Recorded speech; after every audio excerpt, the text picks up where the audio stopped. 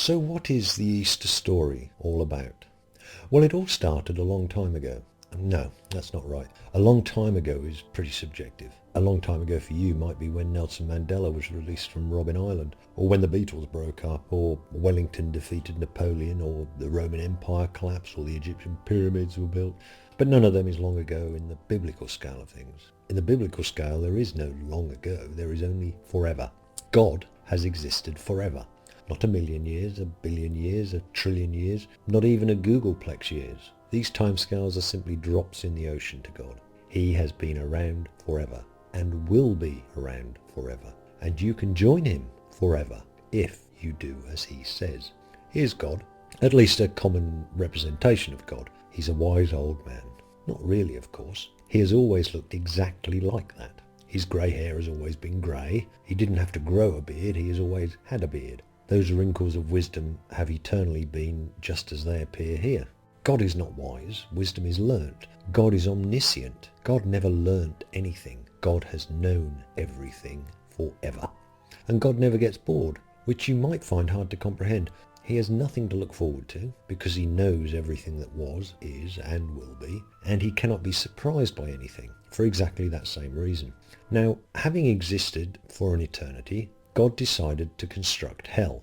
Well, obviously he didn't decide to, because that would require a change of mind, which is a change of state, and God is unchanging. So God had always known that after an infinite amount of time, he would create a place of eternal torture as his first creation that we know of. It's not for us to question why he created hell first. He just did. He is and always has been an all-loving God. Though what he had to love for eternity when nothing existed but him is not easy to understand. Himself, perhaps? Anyway, sometime after creating hell, we don't know how long, but when considering forever, it doesn't matter whether it was a billion, trillion years or half a nanosecond. And time only exists within our universe, whilst heaven and hell exist outside our universe. So when is a meaningless concept here. But whilst time has no meaning to God, and when has no meaning, after apparently does, because God still creates things in temporal order. So after God created hell, he created angels, because having existed forever, unchanging and perfect, incapable of being bored, incapable of being surprised, he decided, well obviously again he didn't decide, he had always known, that after an infinite amount of time he would create hell and then angels, though he had no requirement for either, because he was complete.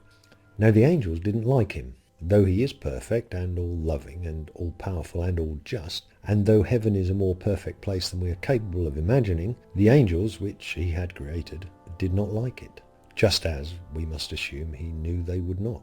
Despite knowing God was omnipotent and that they would face certain and unending pain, suffering and torment if they went against his word, the angels apparently preferred this to spending another second in God's presence. And though God knew their every thought and deed, they somehow managed to conspire against him and to challenge him, as he knew they would.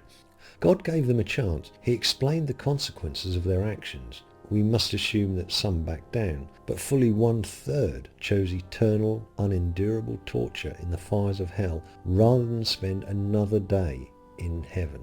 It was that bad. The heaven which we must all aspire to as an act of faith. So some more time passed, or did not, and God created the universe of time and space which we know. He created as many stars as there are grains of sand on every beach and in every desert on earth. He created enough planets to vastly outnumber those stars, and comets, asteroids, dust clouds, black holes, etc., etc. And on just one of those planets he created life, and then he created a man. The man felt lonely. God had always known that the man would feel lonely, because God knows what it feels like to be lonely, even though he has never felt lonely. And so he put the man to sleep and removed one of his ribs and used that rib to create a woman, just as he had always planned to do. God had made the man with a spare rib, specifically so that when the man complained of being alone, that rib could be taken out and used to make a woman. But no sooner had God created man and woman than they disobeyed him. They succumbed to the delicious temptation which God placed right in front of them, because they were fooled by an angel much wiser and guileful than they in their innocence could ever have hoped to defend against, and which God had allowed into the garden. So in the garden God had created, by the angel God had created, with the fruit God had created, the man and woman God had created, with the minds that God had created, were tempted just as God had known they would be. And for this sin of disobedience, which God had always known they would commit, they were punished, banished, and their generations damned in perpetuity. Their descendants continued to be human, just as God had designed them to be, rather than angelic as God demanded of them. Well, angelic as in the non-rebellious type of angelic, of course. And so, shortly after, all time is shortly after when measured against eternity, God destroyed all life on the earth for the sins of mankind, because human nature was mankind's fault and not God's. But even this did not work, as God knew it wouldn't, because humans kept on being human, just as God had designed them, despite him having punished them and banished them and damned them in perpetuity. So God visited earth, as he always had planned to. He ignored the might of the empire which had brought Pax Romana to much of the world. He ignored the flourishing Oriental and Indian civilizations and those of the New World, and instead met up with a few tradesmen in an obscure fishing village in the Middle East. God did not tell them who he was.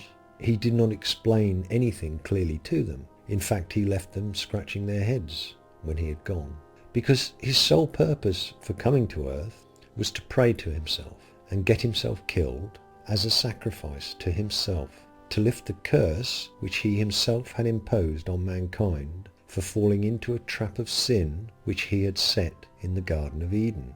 And having lifted the burden of guilt from all mankind, God went back to heaven, as he had always planned to, and promised to return to earth within a generation, which he never did.